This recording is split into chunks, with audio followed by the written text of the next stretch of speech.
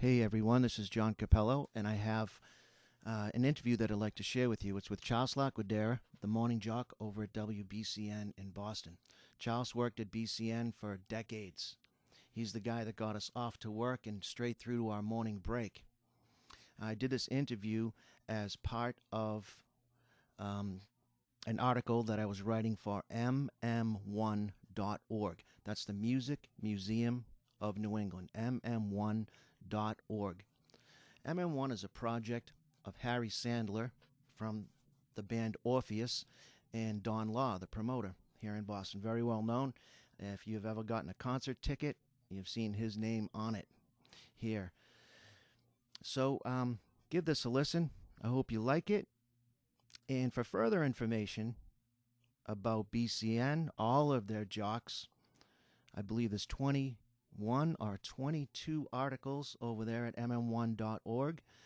Just go to the BCN link that I will provide.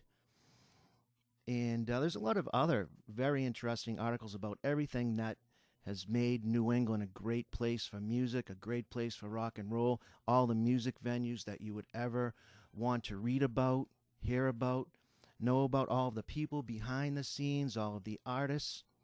And it's a really great website. Hopefully, it will one day become a brick and mortar, much like any of the other rock and roll museums, like the one in Seattle, like the one in Cleveland, and fingers crossed that that happens. But meanwhile, here's an interview that I did with Charles to post over at MM1. So here you go. Hope you like it. Yeah, there you go. So we can just chat, and that'll be in the background, and I'll pull things out of it afterwards, just so I don't have to remember. I'll write things down while we're talking. Right. You sure you got good recording? Make sure, check it. Check. 1, 2. Hey. Yep, we're in. Yeah, we're good. Okay. Yep. I can see it. I got some Cubase going. You got birds in the background over there? What is that? Birds outside my window. Oh, cool. So you're in Oakland now. No, I was in Oakland. I moved out of Oakland to be closer to my my grandson. So I'm in a town called Larkspur now. Luxburno. No. Larkspur. I'm in a town called Larkspur now. Oh, Larkspur. Larkspur now. What the hell is that? Oh, okay. So that's California. Yep, Northern California. Ah. Marin County. All right. So when you emailed me back, I'm trying to calculate. I was like, okay, so what time is it in Hawaii right now? And I try to do that whole thing. So you moved there in 2020, huh? I moved to Hawaii in 2020, and I just moved to California at the beginning of COVID. Yeah. Yeah, cool. Do you like it there? Well, it's not Hawaii, but I'm closer to my grandkids, so that works. Yeah, you prefer Hawaii as far as like the location, the climate, and all that. Yeah, Hawaii is paradise. There's no two ways about it. There's no place better to live on the planet, actually. Cool. I'm gonna have to get there one of these days. But There you go. yeah. So anyway, so this whole thing is it's Harry Sandler's deal. His website. Are you familiar with him? Do you know who he is? You No, guys know hold each on other? a second. Hold on a second. I got another call. I want to see what it's about. Oh yeah. Okay. Good. Oh, yeah, I had to do that. I had to take that call. Everything all right? Yep. Cool. So yeah. So this is Harry Sandler's website, and he's doing it with Don Law, and like I said, it was going to be a brick and mortar deal. They were trying to do a museum, just like you might find in Seattle or something like that. Uh-huh. And so it ended up that they, like I said, they put that on the burner because COVID and everything going on. They're thinking that it might be better just as a website. So that's what the whole thing is. So I thought of you. Nobody has been more influential on Boston rock scene or Boston music scene than you in WBCN. So I wanted to get some background. I want to write an article so that I can post it there, and maybe it'll become, I don't know, maybe it will end up in a brick and mortar museum at some point, which would be cool. Yeah, that'll be great. Whatever works for you, that'll be great. Yeah. And hey, it takes up the time, and it's something cool to do. So that's great. But so let's go to the beginning. You grew up in Milton, right? Oh, you did. Milford. Oh, Milford. Okay. So, what was that like? I mean, what was your exposure to music at that point? Well, don't forget, I'm 52 years old, give or take 3 decades, and so when I was growing up, we didn't have rock and roll. We had jazz, and we had a lot of real mushy songs. In fact, most of the radio stations didn't even play any black music, so we had Pat Boone doing cover songs that the black guys would do. Sure. And, but basically, the music I grew up with was a little bit like a lot of jazz because Milford was a big jazz town, but also a lot of just top 40 pop songs you'd hear on WBZ on AM radio. Because don't forget, FM radio didn't start rocking until the late 60s, and before that, FM radio was just for classical music. So there was no such thing as an FM radio. Anyone that had an FM radio, were artists and what they call bohemians and Yeah, yeah.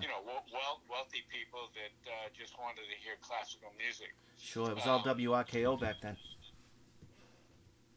No, RKO was never classical. No. I mean on AM radio for any Oh yeah, pop yeah, music at yeah, all. yeah. Well, actually, growing up in Milford, we went in the other direction. We went towards Worcester. So when I was growing up, Boston was a faraway city. It was 30 miles away, but Worcester was only 20 miles away. So it was what we, if we were going to go into the city, it would be Worcester, not Boston. Right. So, yeah, and when I was growing up, like the Boston kids had knives and guns, and we had slingshots. So it was kind of like I was a townie, in terms of a suburban town, growing up, white Italian kid in a town that was mostly Italian, maybe mostly Italian and Irish, and then there were only a few Jewish families, and there were no African Americans. There was one African American family there. That was the only one I knew of growing up. Yeah. So I didn't really get into I don't know what you call the real world until I was I graduated when I was 17 years old, and I got accepted in the Rhode Island School of Design because I was kind of a cartoonist. And no kidding. I didn't know that. Yeah, and I won best artist in my class, and Awesome. But that was because I was a good cartoonist. I would draw caricatures of the teachers and get expelled and stuff like that. But I went to Rhode Island School of Design for a couple of years, and because my dad was a barber, we couldn't afford to go every year, so I would go a year, work a year, go a year, work a year. And then I decided I didn't want to be an artist anymore. I wanted to be an actor, so I left Massachusetts to go to California when I was 20. That's where that came in. And then I ended up at the Pasadena Playhouse, and that's where I graduated from, and I got my degree in theater. Do you still draw? No, I haven't drawn anything in years. Yeah. So now, the classical, where did that come in? Because I've been listening to you for a while, and I know you like to play a wide variety of music, not just the genre that you're playing. And so, where did the classical come in? Were you always into that?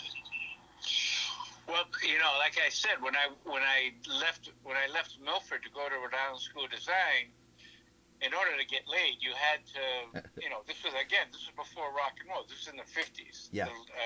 So rhythm and blues had just come in like 56, 57, but the music that everyone was listening to in college was jazz and classical. So in order for me to get laid, I had to learn classical. So one of my buddies, one of my classmates knew a lot about classical music, so he taught me about, Beethoven, Tchaikovsky, Shostakovich, and so even though I couldn't pronounce any of the names, I knew what I liked, and I liked. He gave me kind of a music appreciation course. Nice. So I learned a lot about classical music, and that was the music that I mostly listened to, and that was when I got a job in radio in 1967 in Pasadena. It was as a classical music station, and then because they weren't making any money, they switched to rock and roll, and they kept me on. Nice. So I didn't know that much about rock and roll because I was trying to be an actor and I didn't follow. I knew about a little bit about Hendrix and Janis Joplin, but but I didn't know that much about them. And then, so what I would do is I would mix classical music with Rolling Stones, or classical music with the Beatles, and people would say, "Wow, this fucking guy's a genius." Yeah. But I really wasn't. I just didn't know that music that much, so I just mixed it together because in those days you could play anything you wanted.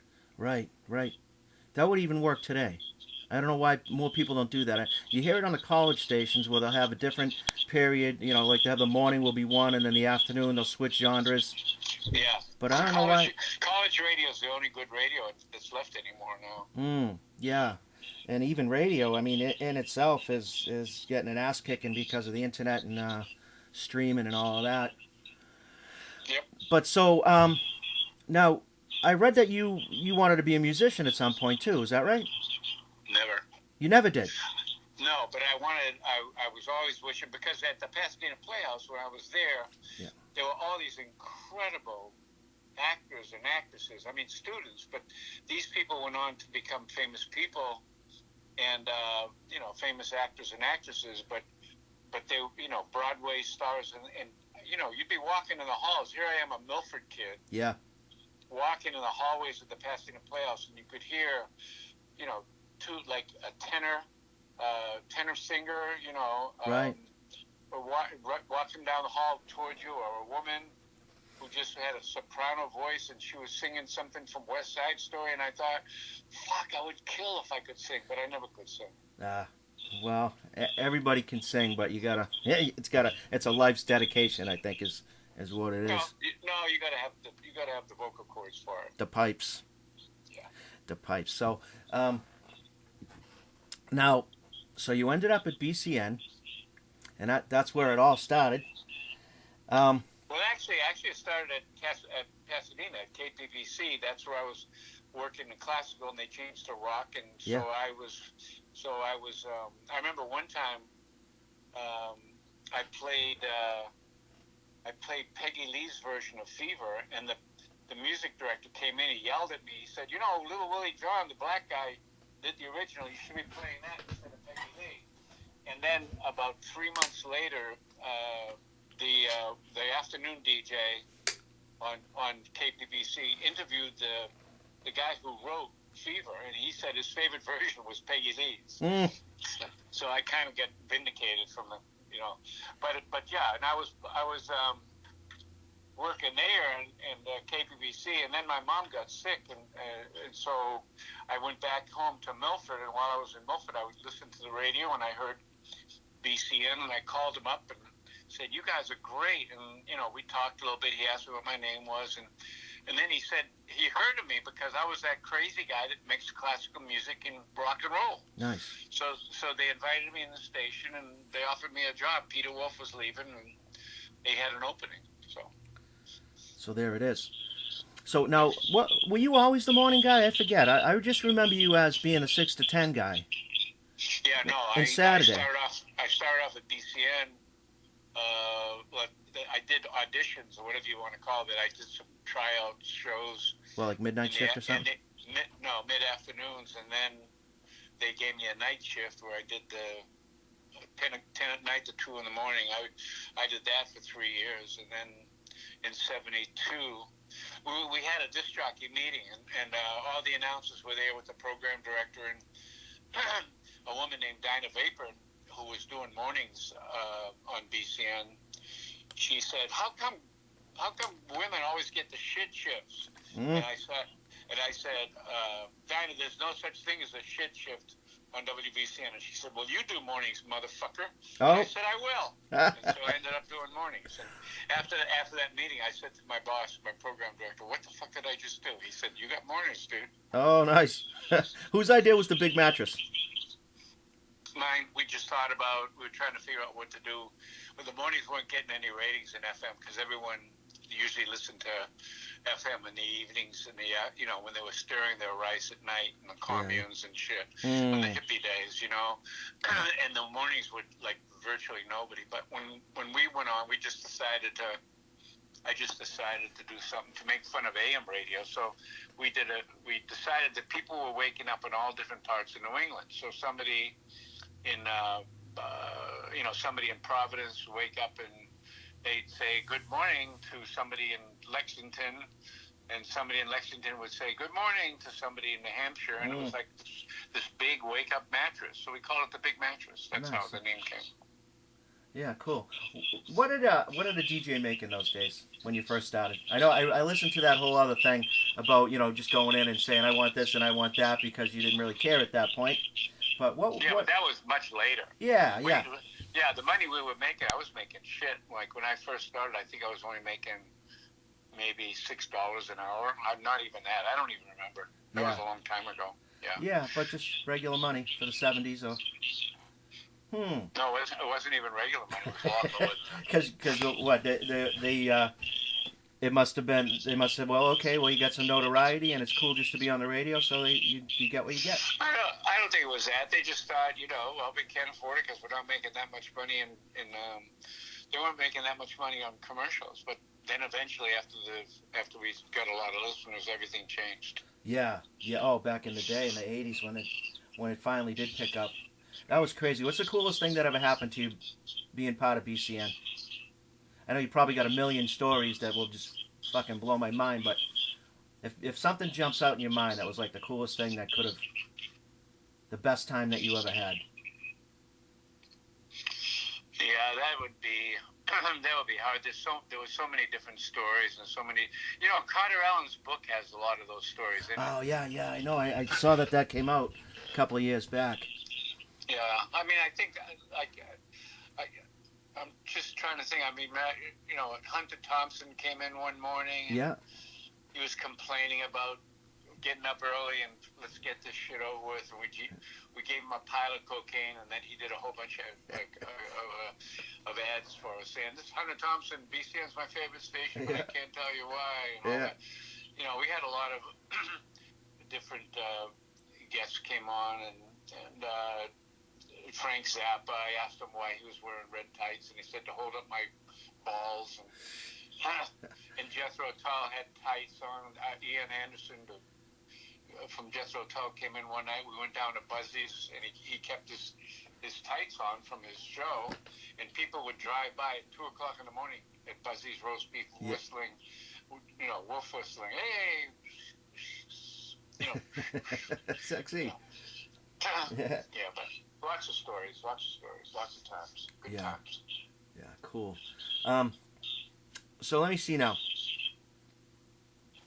Tell me about when it went from. It was originally independent radio station. It was originally Infinity Broadcast. Oh, that gets complicated because of all the different corporations and companies merging and stuff. Yeah. So basically, BCN started out as just BCN originally stood for Boston Concert Network, and the fellow who owned BCN, T. Mitchell Hastings, he owned a bunch of stations up and down the East Coast. There was WBCN in Boston, WHCN in Connecticut, Hartford, WNCN in New York, and all the way down the coast. And then, little by little, he sold the stations, and BCN, he was losing money at it, and so they Ray Reapin and some of the people who, and Don Law and some of the people who were part of Ray Reapin's group of people, they just came in and made BCN, just took over, started off as classical and rock and roll mixed, and then they made it into a whole complete underground rock station. So I don't know much about that. What part did Don Law take in that? Well, he was Ray Reapin's assistant. He was helping to run the Tea Party. And, right. So Don was like a little gopher boy. He'd go, little preppy guy. He had short hair. He didn't do drugs. He was like the guy we all thought wasn't sure whether he was a narc or just some kind of straight dude. Yeah, I saw that. And, but he, Don had a whole history of stuff. His dad was, we know all about about his dad making Robert these Johnson. Robert Johnson, all these blues stars famous. So that's some cool stuff right there. But yeah, so it first started out with just BCN, and then some people from New York came and bought the station, fired a lot of people, and then we had a strike, and then we won the strike, and then they brought in more people and then they got sold to another state, another corporation. So it went from Hemisphere to Infinity, or Infinity to Hemisphere to I forget the middle one, and then was finally bought by CBS. Right. But it was just a whole bunch of different stations, and finally, I think it ended up being CBS. I think it, and then whatever it is now, who knows? I would imagine that changed things for you. Now I think isn't it iHeartRadio or something? Maybe a Clear Channel. Clear Channel's iHeartRadio. I don't know who has it now. I don't really care because it's no longer BCN anyway. Right. But no, when they took over, when corporate took over, their job was to, obviously, the CEO, his job is to get money for the investors, the stockholders. So in order to get money, you can only, you can't have good radio and good ratings. You can have fairly good radio with good ratings.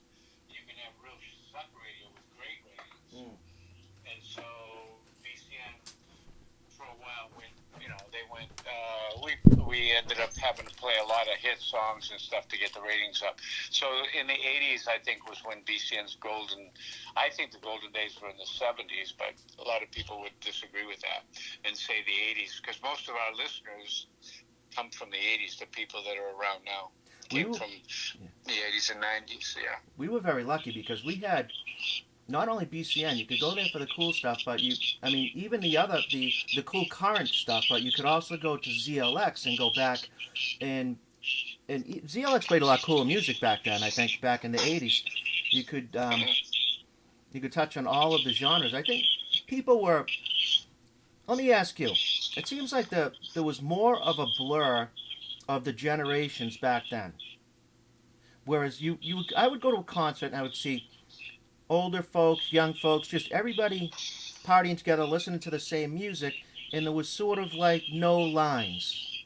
I think rock and roll is what brought people together. Right, but then what happened was, as you get different generations coming up, they start thinking of like the songs that, like Jimi Hendrix and Janis Joplin. That was the modern music at the time. That was the music that the straight people couldn't understand. That was the music of the hippies and the people who really knew music were listening to it. But then that music, as time wore on, that music became music for the older generation. Right, now it's supermarket music. Not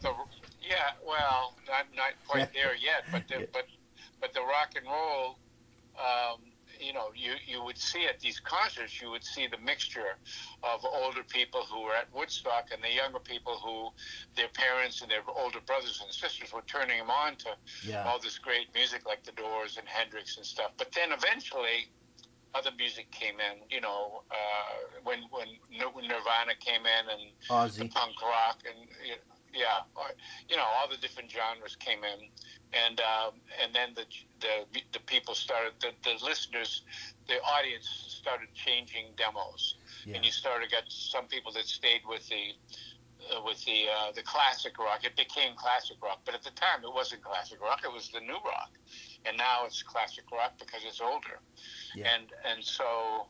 I mean, to me, Nirvana is new, but that's Nirvana now is like old rock. Right, so, 90s. Yeah. How did you make the jump from, now you first you want to be a cartoonist, then you were thinking acting. How did you make the jump to the console, behind the console? How did you learn all about that? My best friend David Pierce had a theater in Hollywood, in Hollywood itself, and it was called the Cellar Theater. It was like a professional theater, but it was a little theater, like only about 60 seats, but it was right in the middle of Hollywood, and so we did plays and stuff. And I was the manager of the theater. I took care of, I wrote a play and I acted in some, I directed in some, and when I was sitting there one time doing, working out the shifts for the different the schedule. Yeah. My friend David, who was a disc jockey over at KPPC, at the time KPPC was classical and jazz. Yeah. And he asked me if I wanted to come in and watch him do a jazz show, and I said, nah, I don't think so. He said, come on, take a break. And if I had said no, I wouldn't be talking to you today. But I said yes. And so I went into the radio station with him, and he showed me how to run the board. And then apparently there was an opening for the classical music part of it. They needed an opera, someone to introduce the operas on Sunday night. Yeah. So I had a show called the Sunday Night Opera of the Year. And then eventually they sold the station to rockers, and they kept me on as because I was only getting $2 an hour. They figured they'd keep me. Right. And so I did I think the midday shift at KPPC. So you went from there, and then I went from then to the night shift, the late shift, 10 to 2, and that was considered a great shift. Right. And that's when my mom got sick, and I left, and I never went back, actually. Yeah. That's when I got the job at BCN. What year was that? I forget. 68, late 68. Yeah, I just listened to that the track that you had up. The I forget what it is. Yeah, you just put it up on Facebook. Yeah. How'd that work out for your mom? Oh, she passed away. We knew she wasn't going to live, so that's why I stayed there. Sorry to hear that. So you went from managing the Playhouse? I was sort of the manager of it. It was called the Cellar Theater. Yeah. Okay. This was way after I graduated from the Pasadena Playhouse. This was when I was an actor trying to get work as an actor. Yeah. So where was his radio station? His station was KPPC. Yeah, but was it local to there? He's come on in. It was in Pasadena. Okay, so he just said, come on, make the trip, come on over and sit with me. Drive into Pasadena with me and just watch me do my show. And I did. Nice. And he just taught you the board then? He taught me the board, and then from there, an opening came up for Sunday nights, and I auditioned for it, and I took it, and I got it. And now you need 4 years of friggin' Berkeley and all kinds of... It's blown up, so... Of course, the credentials... What people need now, you mean? Yeah, to get in. Oh, yeah, no, I was lucky. No, but radio, who the fuck wants to get into radio now? What is there now? I would never recommend anyone get into radio now. I'd suggest they probably have better luck being a garage band. Or a podcast. Yeah. Something like that. Yeah. So, I remember the days back when Springsteen first came around. He was huge. And everybody was beating you over the head for Springsteen tickets. So that must have been nice to be privy to all of those shows. But as far as the big ones, did you ever make it to like Woodstock or any of those things? Any of those shows? Yeah, I'm probably the only. I don't know if I'm the only person, but I'm sure I'm the only radio announcer that ever was at Monterey Pop Festival and Woodstock. Yeah. I did Monterey Pop Festival in '67 and Woodstock in '69, so I was at both of them. So if you were going to say what was formative for you, that would probably be your time at the more of your time in Pasadena than it would have been at RISD. Would you imagine that? Would you agree with that? I don't know what you mean. As far as formative for your music career. No, at RISD, I didn't know anything about music. That's why I just decided to go to the Pasadena Playhouse because I didn't want to be an artist. I decided I want to be a movie star. so I went to the Pasadena. I applied to the Pasadena Playhouse. I got accepted, and I drove out there. I was like 19. I was 20 years old, and I just kind of got in my car, loaded up with all my clothes, and I drove across the country. It was scary because I was, I didn't know anything. Where did you land? Did you have somewhere to go? In Pasadena. I was accepted at the Playhouse, so I worked there over the summer, and that's how I paid for my room. My tuition was, my room and board was paid for because I was a worker there. I painted walls and stuff. And, did you have a nest egg when you went out? No. Something to live on. How did you make ends meet at the beginning? I took odd jobs. I had a little motor scooter. I bought a motor scooter, and I would deliver groceries and stuff to different places. And I worked as a short order cook and a bunch of different things. All the regular things. Yep. Well, that's great. So I want to put this. Let's do one more wrap up thing, and then I gotta go. Yeah, okay. I was gonna say, I mean, there's a few dead spots here. I'm new at the interview game, but no, you're doing a great job. This is great. Nice, because it's all being recorded, and you can just either, if you're going to use the recording, you can edit it, or if you're going to just use it to write from, you can. No, either way, you're doing a great job. Great, thank you. And I just wanted to touch on basically those things about, how and why you get back to Boston, and ended up at BCN, and that's pretty much what I wanted to know. The stories are cool and that's good, but I wanted to know, how do you put it all together, and I think you answered that question for me, so I can come up with an article. I want to go ahead. No, I just coughed. Oh. Yeah. So all right, if you could give me one on the air, one of your best gags. Can you think of one of your best gags that you used to make all the morning phone calls and give people the shit and tell them their house is on fire or whatever? What's the best thing that you can think of? The funniest thing that you've ever done to somebody on the birthday calls or whatever? We used to crack up. I don't know. There were so many of them. There was one where this poor lady was going off to work. Yeah. And she was just going out the door. We told her I was calling from Pease Air Force Base or something in New Hampshire. Yeah. And there was a plane was about to be dumping all of their waste over her house, and she shouldn't go out the door yet. And she said she had to get to work. And he said, "Well, do you have a raincoat or something you could put on?" And she was kind of like really scared about, all the waste from the plane dumped on her, and other times like the people that would write in, that would ask us to host somebody. Yeah. They gave us information. So sure. So we sounded like we knew what we were doing. Like one time we said, this is the Groton Police Force. You have a red Mustang.